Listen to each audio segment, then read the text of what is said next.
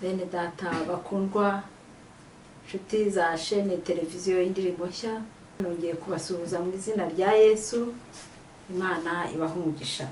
Muri aka kanya reka nshime Imana kandi babwire ko mbakunda.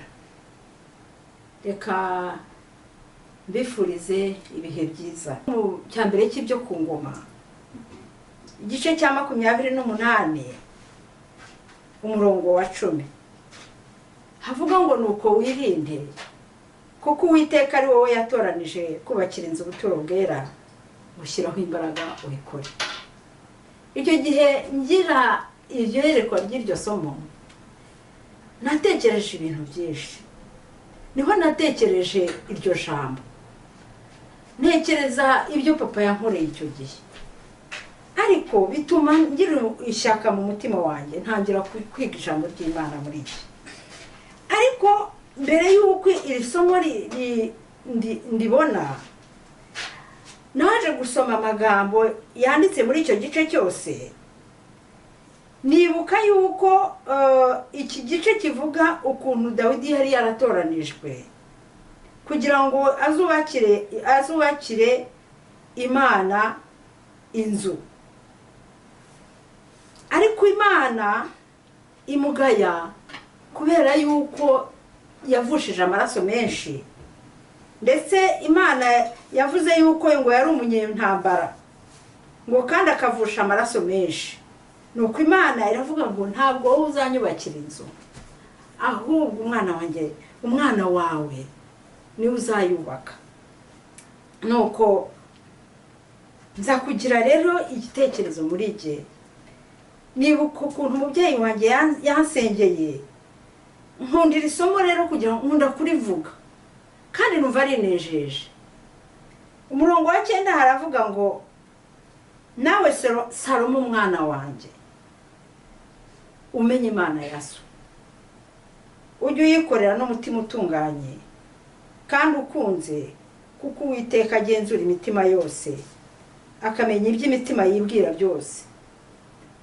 Nuko haravuga ngo numushaka uzamubona, ariko numureka azaguca iteka ryose. Umurongo wa 10 hakavuga ngo nuko wirinde, ngo kuko Uwiteka ari wowe yatoranije kubakira inzu ubuturo bwera, shyiraho imbaraga ubikore.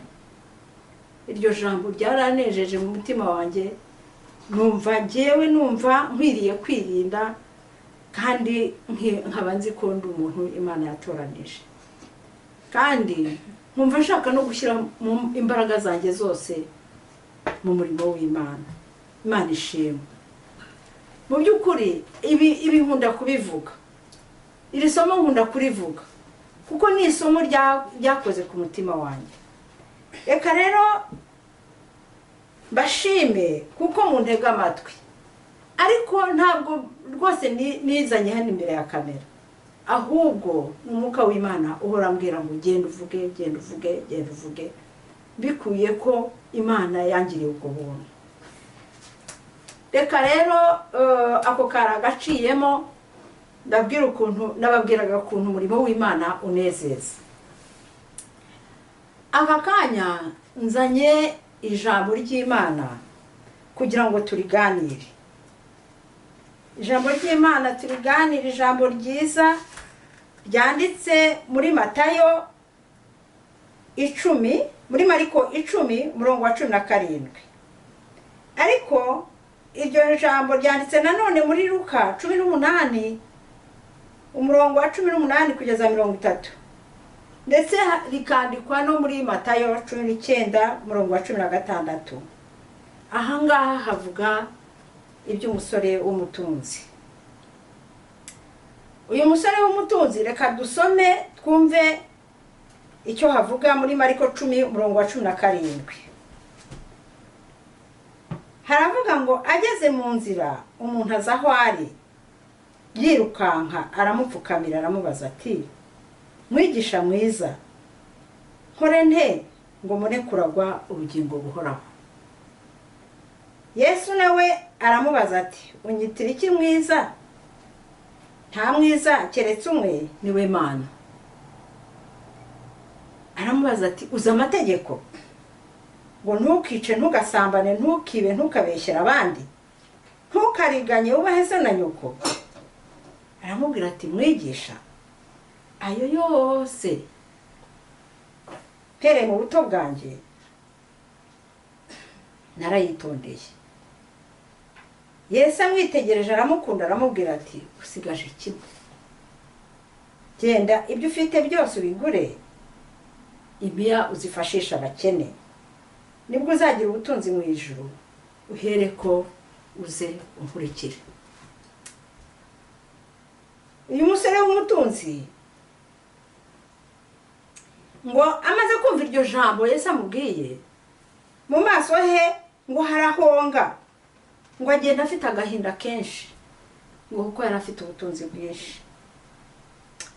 Uyu musore ibyo bintu byamubayeho, ngo yari amaze kubona abantu bazanira Yesu abana batoya, ariko igihe abantu bazanaga abana bato bagira ngo Yesu abarambikeho ibiganza anabakoreho abahesha umugisha, nuko ngo abigishwa be barabacyaha.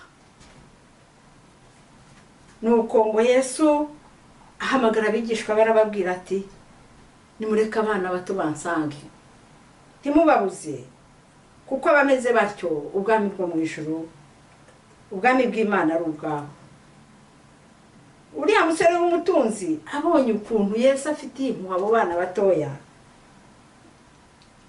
nawe yumva agize ishyaka, aramubaza ati nkore nte, ntajye bigenza gute kugira ngo ndagwe ubugingo buhoraho.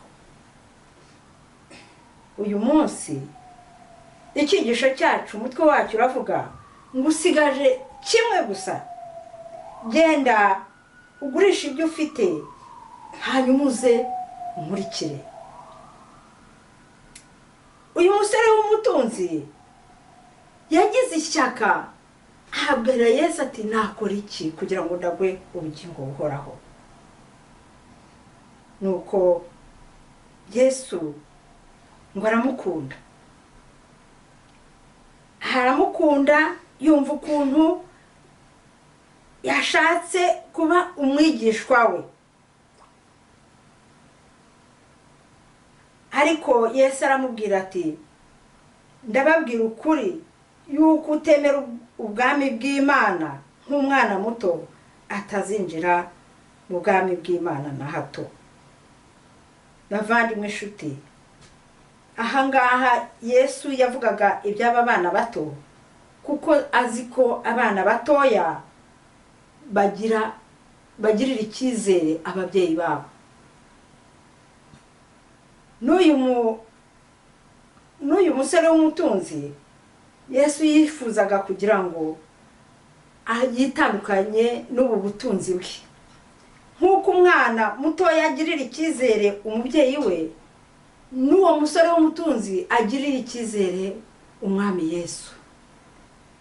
Nuko ahangaha aba bana batoya Yesu yashaka kuvuga yuko aba bana batoya ari abana bafite nabivuga ni abana bizera ababyeyi babo. Ikindi cya kabiri bavugisha ukuri nk'uko kuri mu mutima yabo. Ndetse muri Matayo 18:3 Yesu yabwiye abo bigishwa abe igihe bacyahaga abana batoya, Yesu yarababwiye ati ndababwira ukuri, nimudahinduka ngo mumere nk'abana bato mutazinjira mu bwami bwo mu ijuru. Yesu yashakaga ko abantu bose bamera nk'abana batoya, bavugisha ukuri nk'uko kuri mu mutima yabo, ndetse ababwira no kwicisha bugufi.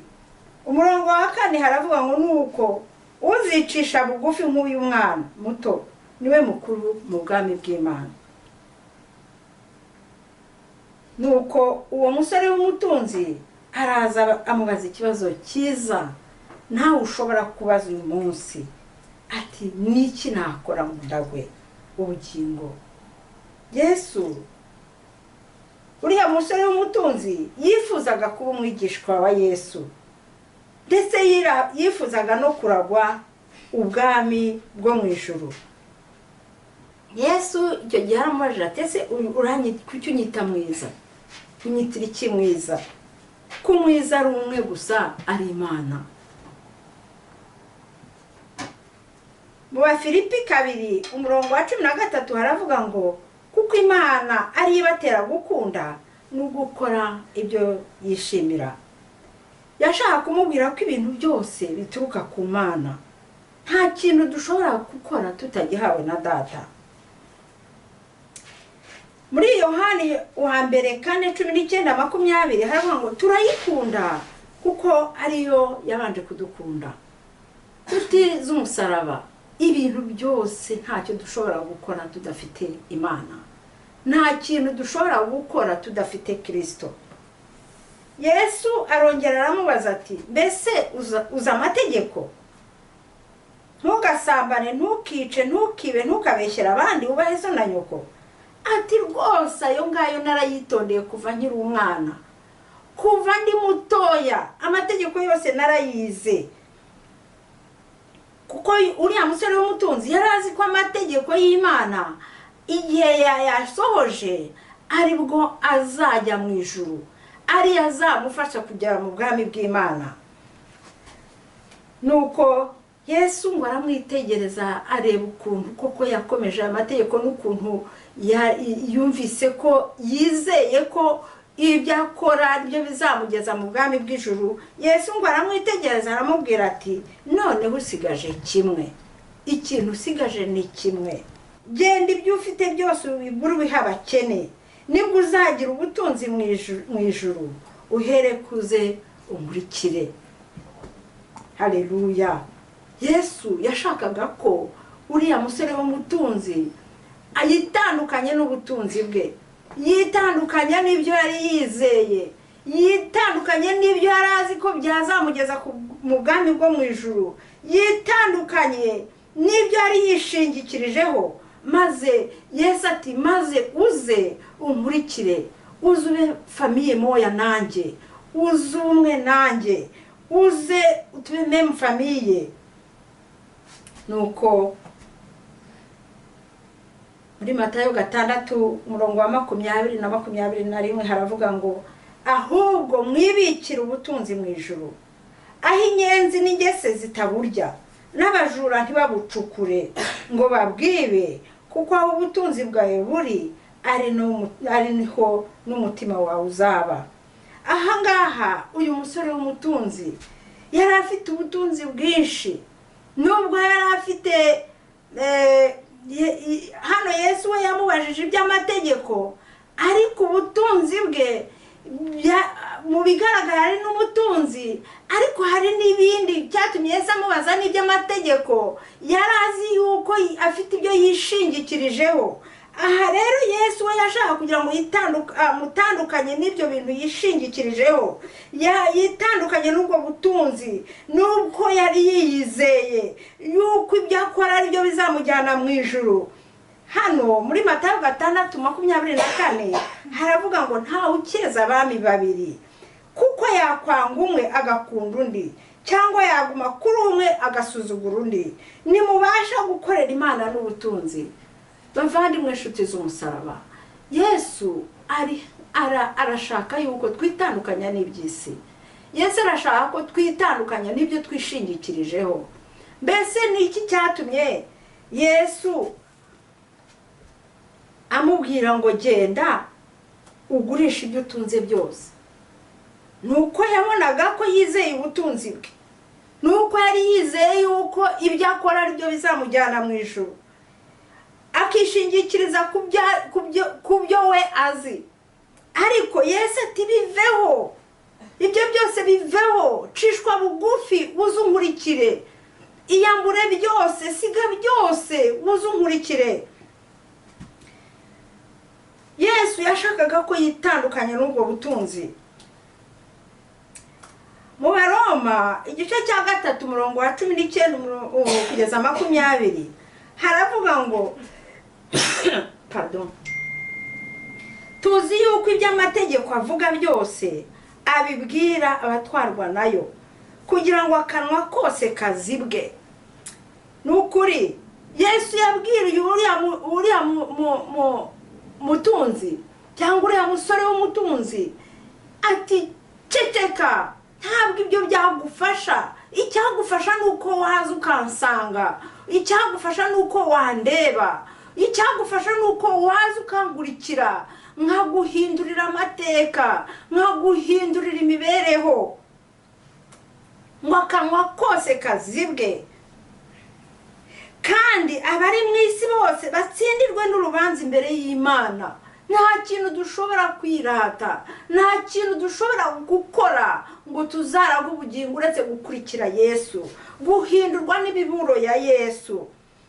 Murongo wa 20 haravuga ngo kuko imbere yayo ari nta muntu utsindishirizwa n'amategeko, kuko amategeko ari yamenyekanisha icyaha. Bavandimwe, muribuka mu Kuva 20 umurongo wa 7 n'uwa 8, muribuka ukuntu Abisirayeli bavuze ngo ibyo Uwiteka yavuze byose tuzabikora, ariko baratsinzwe nta n'ikintu na kimwe bashoboye gukora. Ahangaha ku murongo wa 20 ngo kuko imbere yayo ari nta muntu utsindishirizwa n'amategeko, kuko amategeko ariyo amenyekanisha icyaha. Imana yashakaga ko Yesu yashakaga kubwira uriya mutunzi, shishwa bugufi, ibyo byose bishyire hasi, ubanze uzungureho izahabu yo gusiga ku maso kugira ngo uhumuke ubashe kuba umutunzi. Imana yashakaga kugira ngo mbere na mbere abanze yakire Yesu, abanze yiga imico ya Yesu, abanze agendane na Yesu. Haleluya, haleluya. Imana idufashe. Uriya musore w'umutunzi abwirwa mu Byahishuwe igice cya 3 umurongo wa 15 ngo nzi imirimo yawe yuko udakonje kandi ntubire. Iyo wari ukonje cyangwa wari ubize, nuko rero kuko uri akazi uyazi udakonje ntubire, ngiye kukuruka. Kuko uvuga uti ndi umukire, ndatunze, ndatunganiwe, ntacyo nkennye, kandi utazi ko uri umutindi wo kubabarirwa, uri umukene n'impumyi, ndetse wambaye ubusa. Niki cyatumye Yesu abwira uriya mutunzi ati genda ugurisha ibyo ufite, genda ibyo byose ubiha abakene. Abantu banze ijambo ry'Imana, abantu bansuzuguye ijambo, basuzuguye Yesu, bashushanywa n'abakene, bamishushanywa n'abatindi. Niyo mpamvu Yesu yamubwiye ati wowe uravuga ngo ndi umukire, uravuga ngo ndatunganiwe, ngo nta kintu nkenye, ariko utazi yuko uri umutindi wo kubabarirwa ndetse wambaye ubusa. Mu yandi magambo yari yishingikirije ku by'isi. Yesu ngo amategeko yatanzwe na Mose, ariko ubuntu n'ukuri byazanywe na Kristo. Bavandimwe, Yesu araturarikira kureka iby'isi. Aravuga ati nimubirekera abo bakene n'abatindi, abantu banze ijambo ry'Imana, abantu banga imiburo, abo ngabo nibo bakene. Imana irashaka ko duha agaciro ijambo rya Kristo, tukamenya Imana y'ukuri. Yesu ati nunkurikira nibwo uzagira ubutunzi mu ijuru. Yesu ati nimungureho izahabu, nimuze mungureho kugira ngo mube abatunzi, nimuze mwibikire ubutunzi mu ijuru, aho ingese n'inyenzi zitabasha kuburya n'abajura ntibabucukure. Pawulo yagize ikintu avuga cyane mu Baroma igice cya 10 umurongo wa 1 kugeza 4. Reka amasome. Abaroma igice cya 4 umurongo wa 1 kugeza wa 4 haravuga ngo niba ariko biri twavuga iki kuri Aburahamu sogokuruza ku mubiri? Iyo Aburahamu yaratsindishirijwe n'imirimo abafite icyo yirata, ariko imbere y'Imana abafite icyo yirata imbere y'Imana. Mbese ibyanditswe bimuvugaho iki? Ntibimuvuga ngo Aburahamu yizeye Imana bimuhanirizwa no gukiranuka? Aravuga ati murongo wa 4 nyamara ukora ibihembo bye ntibimuhanira no guherwa ubuntu.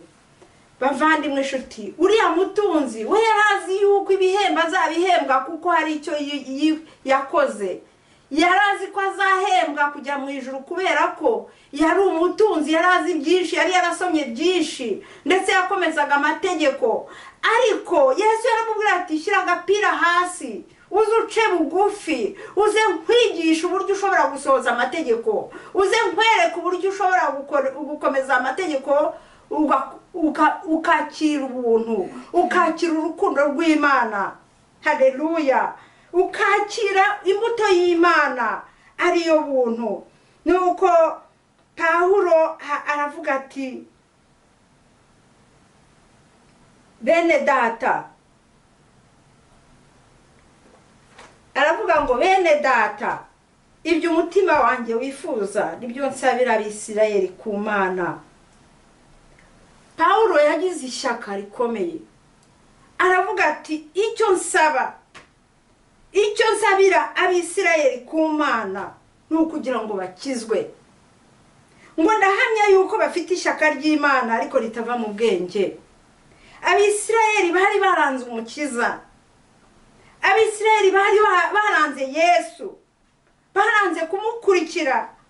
Aravuga ati bafite ishyaka ry'Imana ariko ritava mu bwenge, kuko ubwo bari batazi gukiranuka kw'Imana, ariko gukiranuka kw'Imana uko ariko bagerageje kwihangira gukiranuka kwabo ubwabo, bituma basuzugura gukiranuka kw'Imana. Kuko Kristo ariwe amategeko asohoraho, kandi niwe uhesha uwizera wese gukiranuka.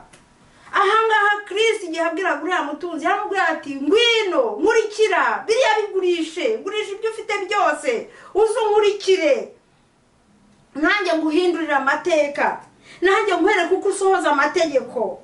Yesu Kristo yashaka kuri ya musore w'umutunzi agira kwizera Kristo, akamugirira icyizere, akagira kwizera k'ukuri, agahindura imyumvire, agakurikira Kristo kuko niwe uhindura. Haleluya, haleluya!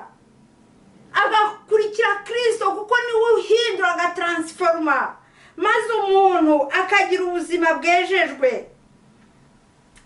Hano umurongo wa 5 aravuga ngo ariko rero udakora ahubwo akizera, utsindishiriza abanyabyaha, kwizera kwe kumuhanirizwa no gukiranuka. Kuko gukorera ibihembo, kwibwira ngo uzakora uhembwe ijuru ntabwo bibaho, kuko byose bituruka kuri iyo ngiyo ibahamagara. Nuko ngo Dawidi nawe yeruye amahirwe umuntu uw'Imana ibaraho gukiranuka atabiheshejwe n'imirimo ati hahirwa ababarirwa ibyaha byabo kandi ibyaha byabo bigatwikirwa. Hahirwa Uwiteka atazabaraho ibyaha, abo bantu barahirwa. Yesu yifuza ko uriya musore w'umutunzi yemera kugirirwa ubuntu, akamuhindurira imibereho,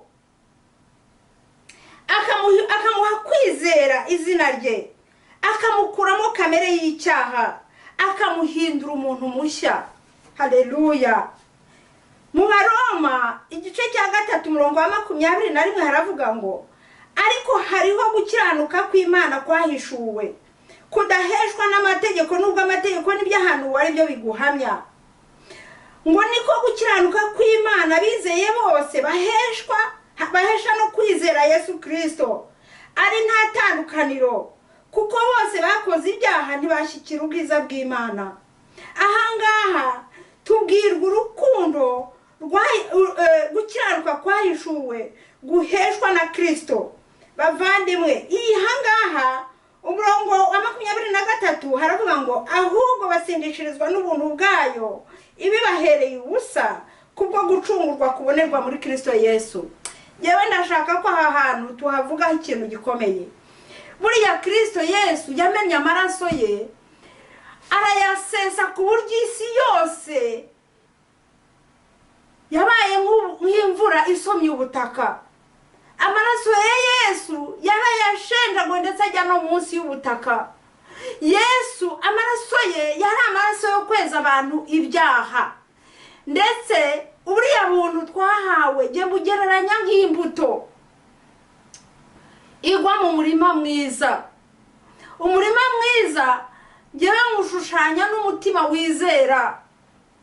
Imbuto y'Imana kugira ngo izijye mu butaka, Yesu yatugiriye ubuntu. Bavandimwe nshuti, yaba twari tuzi imbuto y'Imana ariwe Kristo Yesu wahambwe, ntabwo amaraso ya Yesu afite agaciro.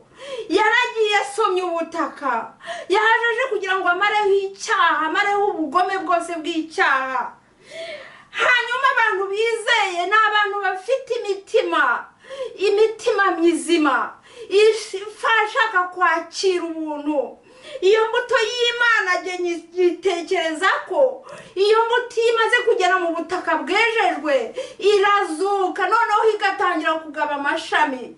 Yewe niko mbibona, ubuntu bw'Imana twagiriwe ni imbuto y'Imana itera mu muntu. Haleluya! Reka nsome iriya mbuto y'Imana yateye mu mutima we wizera. Reka nsome mu Bagalatiya igice cya 5 umurongo wa 22. Bavandimwe nshuti, jewe ibyo nibyo nahishuriwe, nuko amaraso ya Yesu iyo wizeye araguhindura, akagutransforma, akakugira uko Yesu ashaka. Nuko iyo mbuto y'Imana imaze guterwa hano mu isi ku mutima wizera. Dore icyo Imana yakoreye ubwo bwoko: abizera Yesu Kristo, abakurikira Yesu Kristo, abo ngabo n'abaragwa. Niko ijambo ry'Imana rivuga. Reka nsome Abagalatiya igice cya 5 umurongo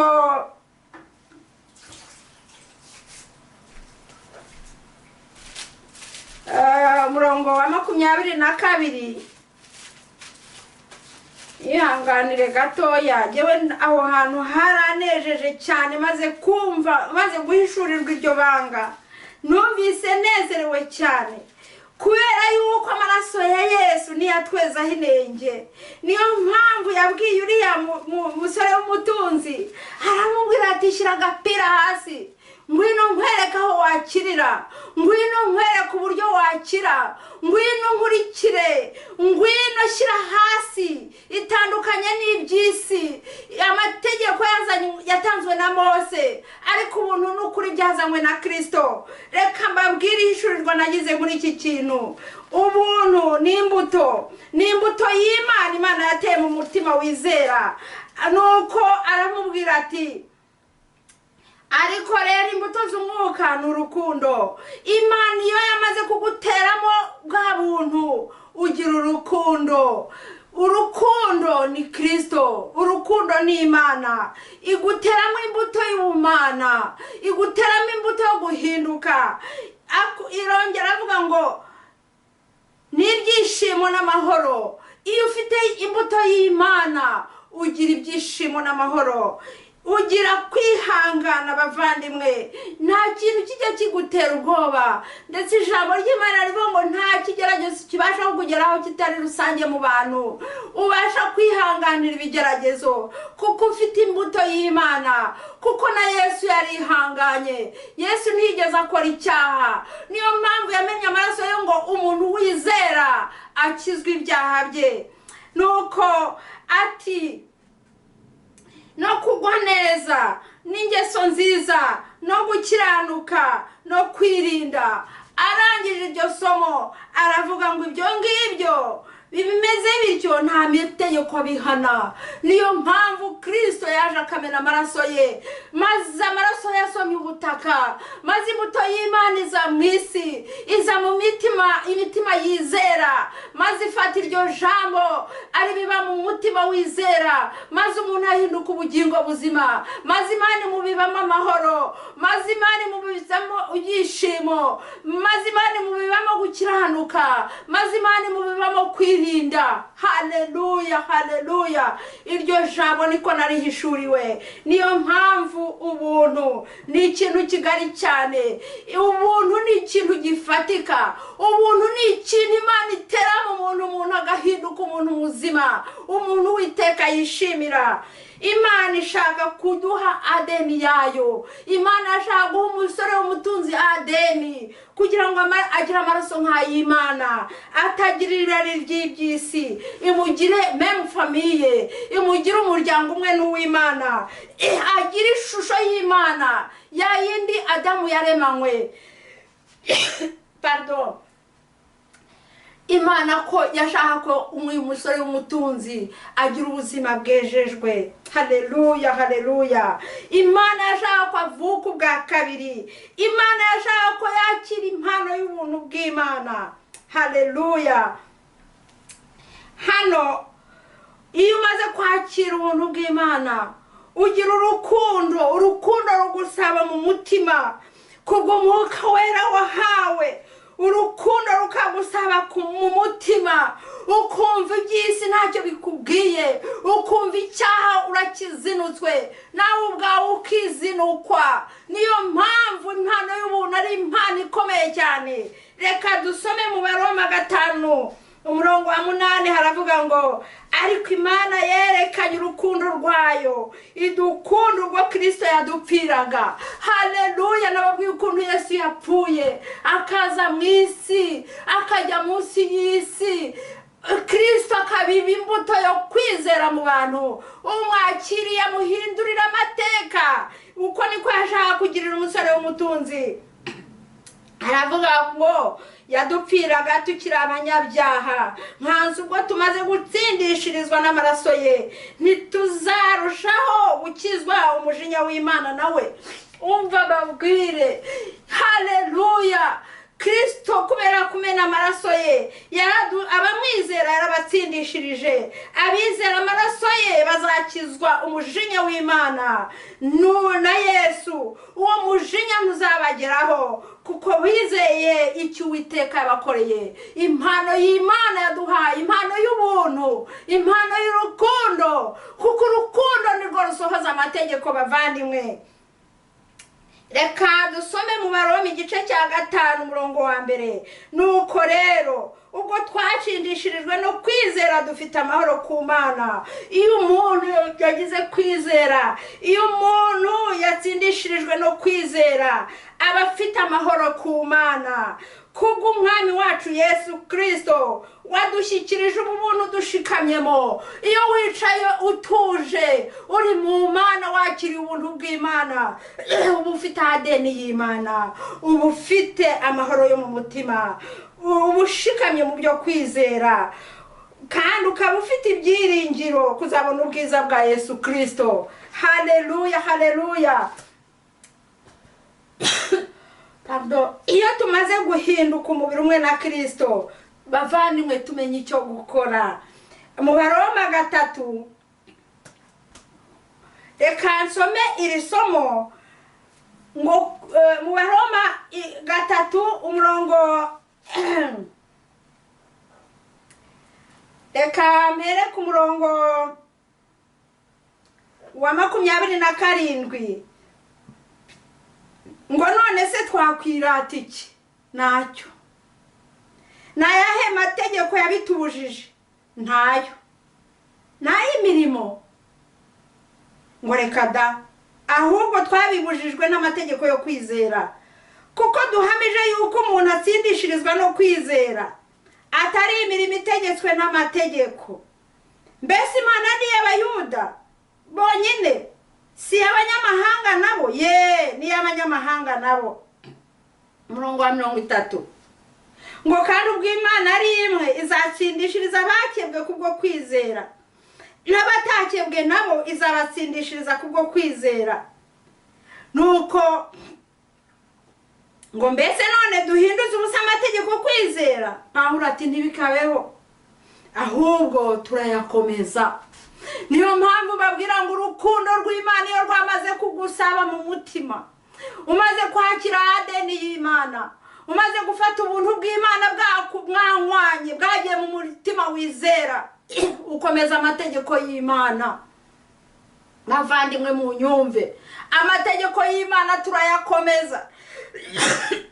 Ariko byose bituruka ku Mwami Imana, bituruka ku Mana ibabarira, bituruka ku mbabazi z'Imana yatugiriye iduha Yesu. Imana idufashe cyane mwa torero ry'Imana. icyo Imana ishaka nuko tutimika ibyaha mu ngingo zacu. Abaroma 6:13 haravuga ngo ntitukimitike ibyaha mu ngingo zacu kuba intwaro zo gukiranurwa nirwa, ahubwo mwiha Imana nk'abazuke. Imana irashaka ko dupfa, tugapfa ku cyaha, tukapfa ku migenzereze y'iby'isi, ahubwo tukiha Imana nk'abantu bazutse. Ibyaha ntibikabategeke, kuko tudatwarwa n'amategeko, ahubwo dutwarwa n'ubuntu, dutwarwa na ya mpano Imana yahaye Yesu kugira ngo abibe mu mitima yizera. Ya mpano y'urukundo n'ibyishimo n'amahoro, ya mpano ihindura umuntu akirinda, ya mpano duhabwa n'Imana, ya mpano nasomye mu Bagalatiya 5:22. Abaroma 13:8-10 ngo ntimukagire umwenda wose uretse wo gukundana, kuko ukunda abandi abasohoje amategeko.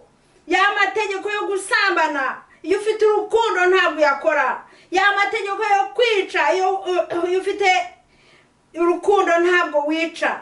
Ya mategeko rwa rukundo iyo rufite ntabwo wifuza, ntabwo wica, ntabwo wiba, ntabwo ukora ibyo amategeko yanga. Bihurira mu ijambo rimwe gusa ngo ukunde mugenzi wawe uko wikunda. Kandi urukundo nirwo rusohoza amategeko bavandimwe. Kandi udakunda ntazi Imana, kuko Imana ari urukundo. Haleluya! Ufite Imana bafite urukundo muri we, kandi urwo rukundo nirwo rutuma usohoza amategeko y'Imana.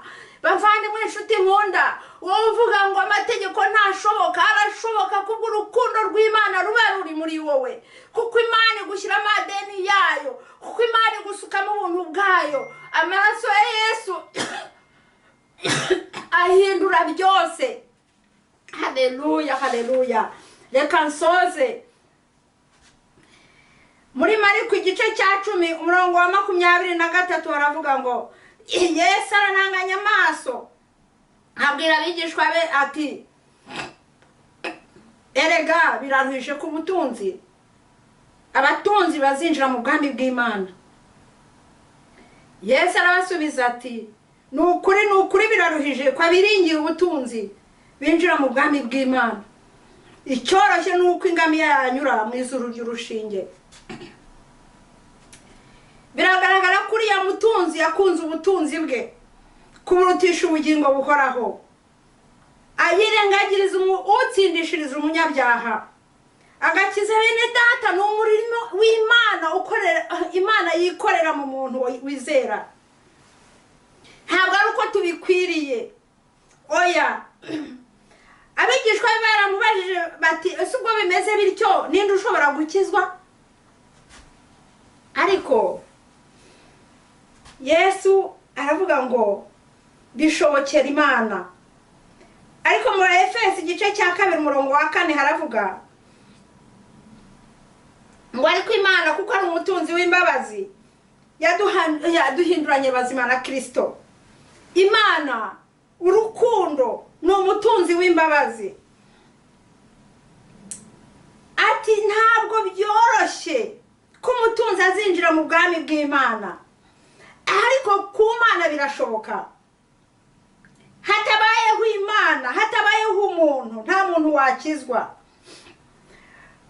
Abaefeso 2:8 haravuga ngo mwakijijwe n'ubuntu, ntabwo kubwo kwizera, ntibyavuye kuri mwe. Oya, ntacyo twakora ngo tujye mu ijuru, ariko urukundo ya buto y'Imana yadutransformye. Imana ha Yesu ngo aza kubiba mu isi. Munyumve neza, hari ikintu cyitwa ubuntu Imana ha Yesu. Ntibyavuye no ku mirimo kugira ngo hatagira umuntu wirarira, kuko turi abantu Imana yaremye, ituremeye imirimo myiza muri Kristo Yesu. Ni Kristo wenyine iyi Imana yiteguriye kera kugira ngo tuyigenderemo. Bavandimwe, Imana iradukiza itabitewe n'imirimo yo gukiranuka twakoze. ahubwo ni kubw'imbabazi z'Imana. Imbabazi zayo nizidukirisha, idukirisha kuhagirwa n'amaraso ye. Haleluya. Idukirisha kuhagirwa ariko kubyarwa bwa kabiri, idukirisha guhindurwa bashya. Ibyo Kristo ni ubikora kubera ya maraso yamenye, kubera bwa buntu yatuzaniye, ya mpano Imana yahaye Yesu ngo atuzanire, nuko akayishyira mu mutima umwizera. Imbabazi z'Imana idukirisha nizo kuhagirwa, kumarwaho imyanda, kumarwaho ibyaha. N'Imana iduha tukabyarwa ubwa kabiri. Imbabazi z'Imana nizidukirisha mu guhindurwa bashya n'Umwuka Wera, uwo Imana yahaye Yesu kuducuncumuriraho cyane. Ntabwo Imana yibeshye. Imana ifite icyo yakoze mu mwana w'umuntu wizera, kandi kwizera ni ukwizera ibyo Kristo yakoze, ni ukubw'urukundo rw'Imana. Ahangaha ngo kugira ngo dutsindishirizwe n'ubuntu bwayo, duhere ko tuba abaragwa. Bya bindi wa mutunzi yashaka kuba umuragwa, yashakaga kuragwa. Ahangaha ntabwo dushobora kuragwa tudafite ubuntu bw'Imana, kandi dufite n'ibyiringiro byo kuzahabwa ubugingo buhoraho. Iryo jambo ni ryo kwizerwa, kandi ndashaka kuhamya ibyo, ubihamye ubikomeyeho cyane, ubibwira abantu, ubabwire ko ibyo bintu ari byo kwizerwa, kugira ngo abizeye Imana bagire umwete wo kumaramaza gukora imirimo myiza. Imana ntabwo yananiwe kudutransforma bavandimwe. Reka mu Efeso igice cya mbere umurongo wa 17 haravuga ngo Imana y'Umwami wacu Yesu Kristo ariyo data wa twese w'icyubahiro, ibahe umwuka w'ubwenge no gusobanukirwa, ibahe guhishurirwa, bitume muyimenya neza, ngo amaso y'imitima yacu ibone uko ihweza. Mumenye n'ibyo mwiringizwa niyaduhamagaye, mumenye n'ubutunzi bw'ubwiza Uwiteka azaragabera. Tumukorere dufite imbaraga, tumuvuge dushize amanga, kuko dufite ibiragwa bidashira. Mumenye n'ubwinshi bw'imbaraga zayo butagira akagero, iha twebwe abizeye Yesu Kristo. Imbaraga nk'uko imbaraga z'ububasha bwayo bukomeye ziri, izo yakoreye muri Kristo ubwo yamuzuraga. Bavandimwe inshuti, haleluya. Iyo nibutse ko Yesu ataheze mu gituro, ya mbaraga y'ubuntu yatuzaniye amaze kuyibaba mu mitima mizima, abizeye bazaragwa ubugingo buhoraho. Niyo mpamvu ubwo yamuzuraga mu bapfuye ikamwicaza iburyo bwayo ahantu ho mu ijuru, nukuri ibintu byose ngo Pawulo we yabitekereje ko ari igihombo kubera kumenya Kristo. Ngo ibye byose ngo yabitekereje ko ari amase, ngo kugira ngo aronke Kristo, ngo kandi aboneke ko ari muri we, ngo adafite gukiranuka kwe, ngo kuva mu mategeko, ngo ahubwo mfite ukuzwanwa no kwizera Yesu Kristo, ariko gukiranuka ku Mana guheshwa no kwizera. Iyi Mana idufitiye umugambi, iriya Mana yaturemye idufitiye umugambi mwiza. Nimureke tuyigirire icyizere bavandimwe, kugira ngo mumenye imbaraga zo kuzuka kwa Yesu, kandi dufatanye imibabaro nanone iyo yababaye hano, tumenye yuko natwe ushobora kutugeraho, ariko twe kunamuka. Nuko ngo hari Pawulo waravuga ngo haragere ngo ku muzuko w'abapfuye, ngo suko maze guhabwa cyangwa ngo mbe maze gutunganywa rwose, ahubwo ndakurikira kugira ngo hari ngo mfate icyo Kristo yadufatiye. Kuko hari ikintu Kristo yadufatiye, hari ibiragwa bidashira yatubikiye mu ijuru, hari iminsi mikuru ajya adukorera. Yesu araje vuba bavandimwe, nimureke twitegura ubukwe bw'umwana w'intama. Nuko rero ukuri dusohoyemo mubureke tugukurikize bavandimwe. bavandimwe inshuti z'umusaraba, abatekereza ukundi bagenda ukundi. Nababwiye kenshi ko nanone ndababwira, uwo ni Pawulo niwe ubivuga, ngo yabivugaga arira, ngo n'abanzi b'umusaraba wa Kristo, ngo abaherezo yabo ni ukurimbuka. Avuga byabo ko ari Imana azabarinda. Ni ukuvuga ngo bakunze iby'isi cyane, ariko twebwe abizeye iwacu ni mu ijuru, niho dutegereje ko umukiza wacu azava, ari we mwami Yesu Kristo uzahindura uyu mubiri wo gucishwa bugufi w'ubwiza bwe, kuko afite imbaraga zo kwigandurira byose. Bavandimwe, hano Imana iratugira inama ngo tumugureho izahabu yatunganirijwe mu ruganda, ngo tubone uko tuba abatunzi, kandi tumugureho imyenda yera kugira ngo twambare isoni z'ubwambure bwacu ngo zitagaragara, kandi tugure n'umuti wo gusiga ku maso. Imana idufashe cyane kugira ngo duhumuke. Yesu ati dore mpagaze ku rugi ndakomanga, umuntu niyumva ijwi ryanjye agakingura urugi nzinjira dusangire. Imana idufashe cyane tubashe kutagira irari ry'iby'isi, maze tugende tugurishe ibyo dutunze, tugurishe ubutunzi, tugurishe ibyo dufite byose, maze tuze dukurikire Yesu. Nawe yiteguye kuzadushyira Imana tumeze nk'abazuke, yiteguye kuzaduha Imana. Avuga ngo ngaba abo wampaye ndabakuzaniye Imana, abo wampaye nta n'umwe nazimije. Icyubahiro gikomeze kibi cy'Uwiteka mu izina rya Yesu, amen.